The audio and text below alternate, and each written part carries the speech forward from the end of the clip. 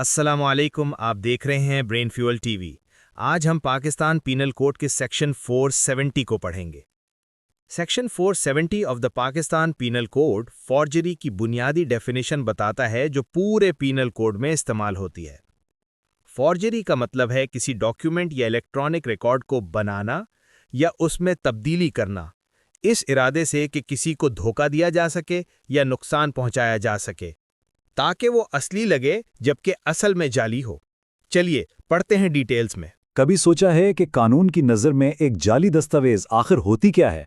आज हम Pakistan penal code की दफ़ा 470 को समझेंगे जो इसी सवाल का जवाब देती है। चलें शुरू करते हैं। तो सबसे पहली बात और शायद सबसे हैरानकुन बात यह है कि ये कानून असल में किसी जुर्म की सज़ा देता ही नहीं है। जी हाँ, ये सुनने में थोड़ा अजीब लगता है, लेकिन यही सच है। तो फिर ये करता क्या है? इसका काम सजा देना नहीं बल्कि सबूत को डिफाइन करना है। मतलब ये कानून सिर्फ ये बताता है कि भाई जाली दस्तावेज कहते किसको हैं। तो चलें इसी बात को आगे बढ़ाते हैं।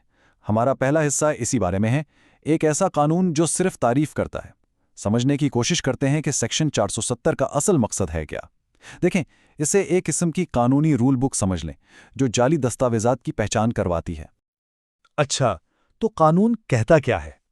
सीधे अल्फाज में जाली दस्तावेज का मतलब है कोई भी ऐसा कागज या इलेक्ट्रॉनिक फाइल जो पूरी या आधी अधूरी इस नियत से बनाई गई हो कि किसी को धोखा दिया जा सके, उसे ये यकीन दिलाकर कि ये असली है। और यही वो स्टैंडर्ड है जिसे हमारी अदालतें और पुलिस फॉलो करती हैं। चले अब इस तारीफ को जरा खोल कर देखते हैं। इसे दो अहम हिस्सों में तोड़ते हैं ताकि ये समझ आए कि जालसाजी असल में बनती कैसे है। तो बात बहुत सादा है। कोई भी दस्तावेज तब जाली मानी जाएगी जब इसमें दो चीजें एक साथ मौजूद हों। एक तो ये कि वो देखने में बिल्कुल असली लगे, और दूसरा उसको बनाने का मकसद ही किसी को बेवकूफ़ बनाना हो। ये दोनों चीजें लाजमी हैं।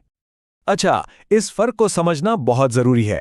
एक तरफ है एक ईमानदाराना गलती, मिसाल के तौर पर किसी कागज पर गलती से कोई और साल लिख दिया जाए, यहां धोखा देने की कोई नियत नहीं है। लेकिन दूसरी तरफ क्या है? जानबूझकर किसी रसीद पर पिछली तारीख डालना ताकि कोई झूठा खर्चा क्लेम किया जा सके। यहां नियत बिल्कुल साफ है कि धोखा देना है।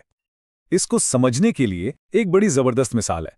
सोचें कि ये बिल्कुल वैसा ही है जैसे कोई फोटोशॉप इस्तेमाल करके नोबेल प्राइज के सर्टिफिकेट पर अपना नाम लिख ले।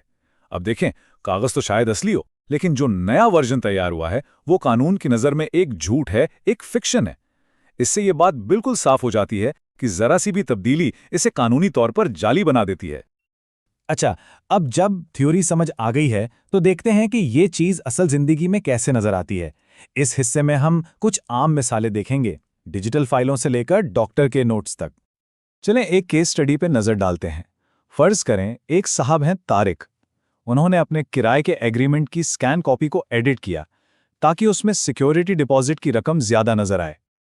अब यहां एक दिलचस्प सवाल पैदा होता है। चूंकि किसी असली कागज पर तो दस्तखत नहीं हुए, सब कुछ डिजिटल था, तो क्या इस बदली हुई डिजिटल फाइल को जाली दस्तावेज माना जा सकता है? क्या ख्याल है? और जवाब है जी हां, बिल्कुल। कानून इस मामले में बिल्कुल वाज़ेह है।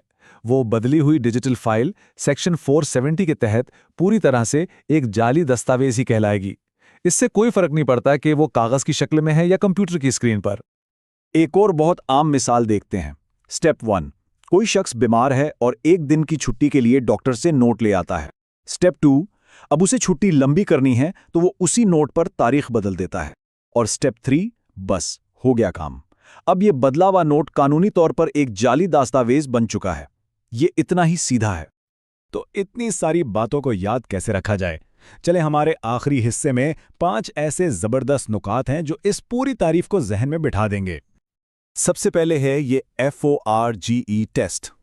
F से फॉल्स यानी झूठा, O से ओरिजिनल ऑल्टर्ड यानी असली में तब्दीली की गई, R से रियल इंटेंट टू डिसीव यानी धोखा देने की पक्की नीयत, G से जेन्युइन अपीयरेंस यानी देखने में असली लगना, और E से एविडेंस ऑफ फ्रॉड यानी फ्रॉड का सबूत। ये एक तरह की मुकम्मल चेकलिस्ट है। दूसरा पॉइंट जो हमेशा याद रखना है, ये जुर्म नहीं, ये तारीफ है। मतलब सेक्शन 470 सिर्फ ये बताता है कि जालसाजी क्या है, सजा देने का काम दूसरे कवानीन का है। तीसरी बात, जो आज के ज़माने में बहुत अहम है, डिजिटल हो या कागजी, दोनों बराबर हैं। कानून दोनों को एक ही नज़र से देखता है। चौथा, वो बिल्कुल सादा सा फॉर्मूला देखने में असली लगे प्लस नीयत धोखा देने की हो, इक्वल टू जाली दस्तावेज। ये समझें कि इस पूरे कानून का खुलासा है।